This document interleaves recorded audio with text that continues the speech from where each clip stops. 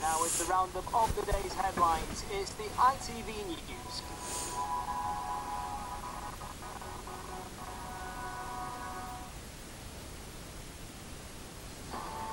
Some children in England will soon be able to visit grandparents in their care homes.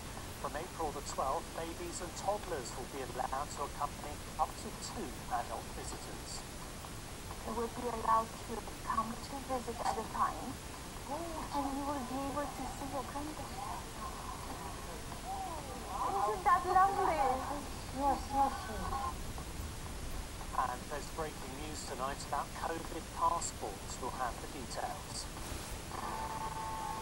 Also ahead, protesting against new limits on protesting. Demonstrations take place across England and Wales.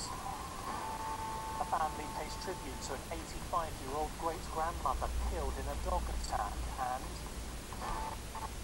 Here's Jess Grigg, she's going to fly over the try number 5. England dominates Scotland to open the Women's Six Nations rugby tournament.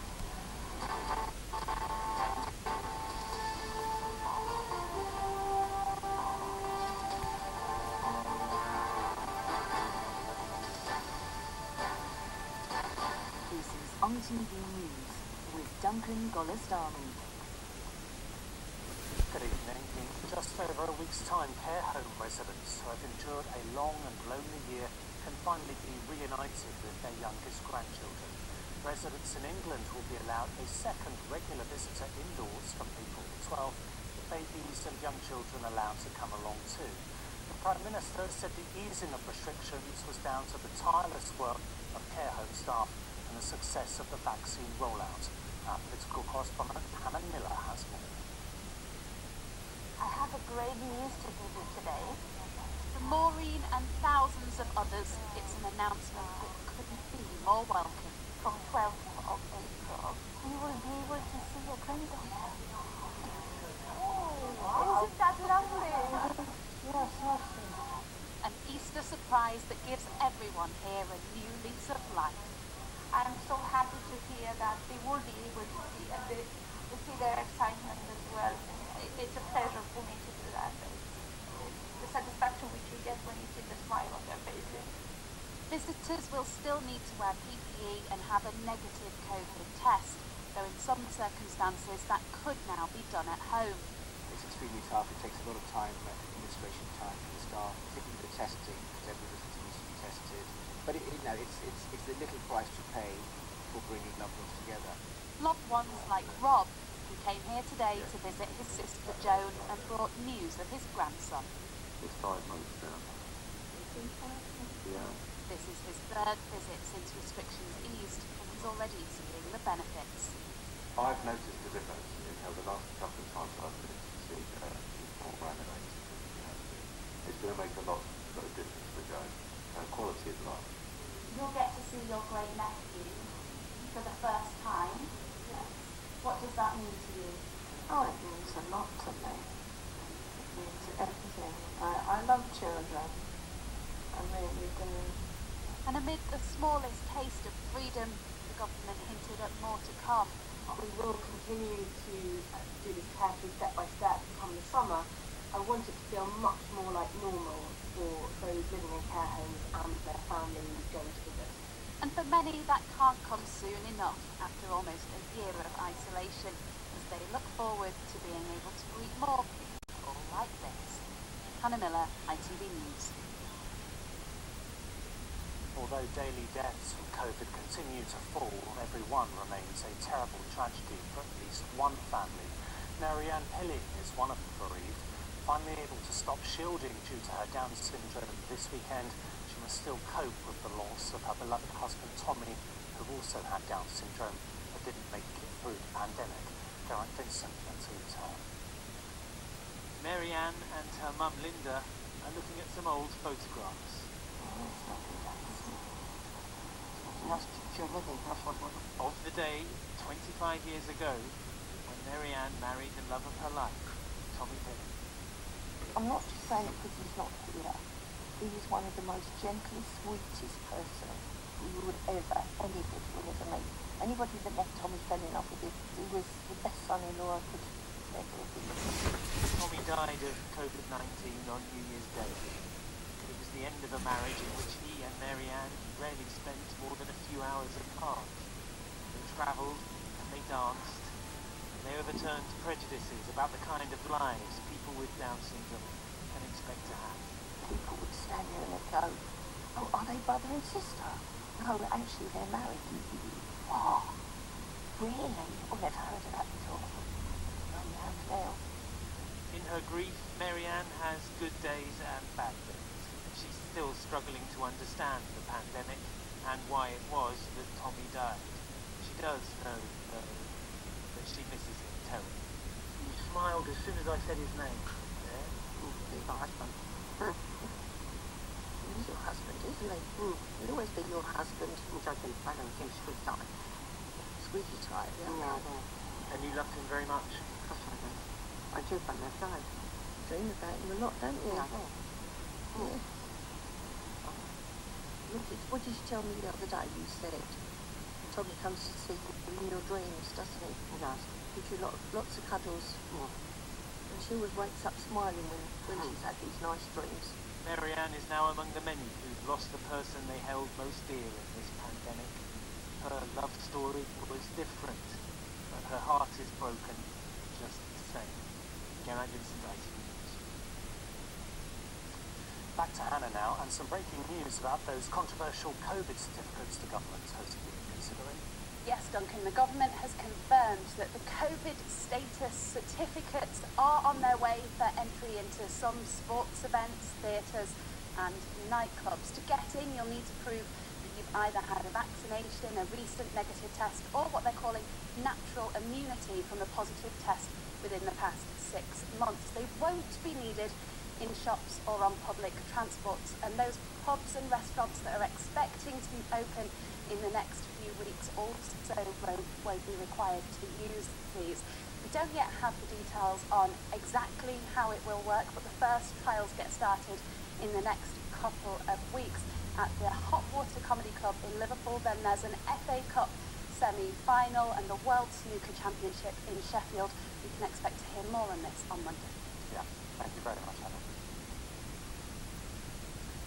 Protests were planned in 25 cities across England and Wales today as part of a national weekend of action against a proposed new police and crime bill. Opponents say the bill would place severe new limits on the public's right to protest, and as Mark McQuillan reports, those are rights that many people hold sacred. In London and many other cities across the country, they gathered. The tone was calm in central London as hundreds marched to make their point, exercising their right to protest, which they believe will be restricted under proposed police powers. Most of the positive change that happened in this country has been brought about by people protesting. My experience living in London, the police have only been antagonistic, and giving them more power is not the way to make our streets safe. Protest is a human right, and it's very important in a democracy. And killing the bill is stupid, and we won't stand for it. A similar stance was being taken elsewhere. From Glasgow to Newcastle. And many cities further south, including Bristol, a place where vandalism and violence broke out 2 weekends ago. But today's demonstration was peaceful. Back in London, as the day wore on, patience was wearing thin. Officers urging those still protesting to go home as their operation moved to what they described as the enforcement stage. Well, this has been a largely peaceful day of demonstrations in London, but as police have tried to disperse some of the crowds here at Trafalgar Square, tensions have been rising a bit, and a number of arrests have been made as officers look to keep everything under control. And following some final arrests, that appeared to be the case. But police forces will remain on alert with more protests planned over the Easter weekend. Mark McQuillan, ITV News. The elderly victim of a fatal dog attack in the West Midlands has been named tonight. Lucille Downer died from her injuries after 2 dogs entered her garden in Rowley Regis near Dudley. The 85-year-old was born in Jamaica and moved to the UK as part of the Windrush generation, spending her working years as a care home cook. Her family paid tribute, saying, "We will miss her dearly. Police have released the owner of the dogs on bail." Fortunately, these types of incidents are rare. This presented no wider threat to the public. It was a fall in adjacent premises, so they weren't wild running in the streets. It was contained. Police in Northern Ireland are appealing for calm tonight after disturbances broke out on the streets of Newton Abbey. 3 cars were hijacked and set alight this evening, and a police van was also targeted. It comes after 8 people were arrested following unrest in Belfast and Londonderry yesterday. And Kenya has reacted angrily to being added to the UK's government travel red list. Its Foreign Office said the decision will have deep and far-reaching consequences for trade, tourism and security cooperation. The delayed Women's Six Nations rugby tournament started today. Not a great start for Wales, who were beaten 53-0 by France tonight, but it was a good day for England, who are favourites for the title. They opened their campaign with a 52-10 victory over Scotland, as Chris Scudder reports.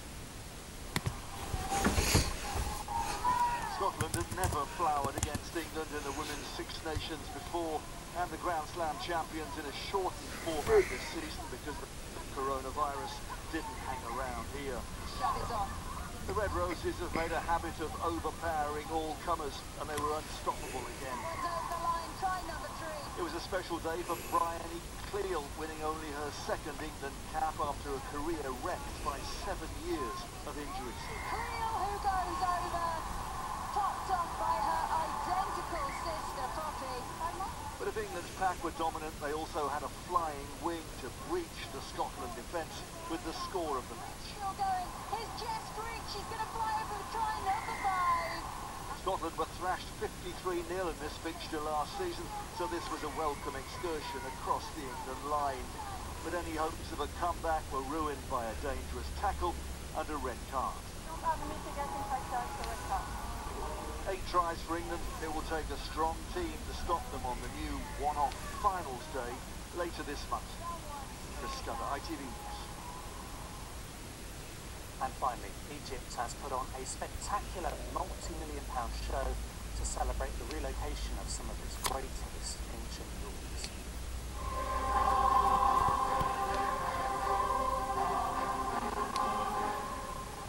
The Golden Parade of the Pharaohs was held to move the 3,000-year-old mummies of 22 kings and queens of ancient Egypt to a new museum.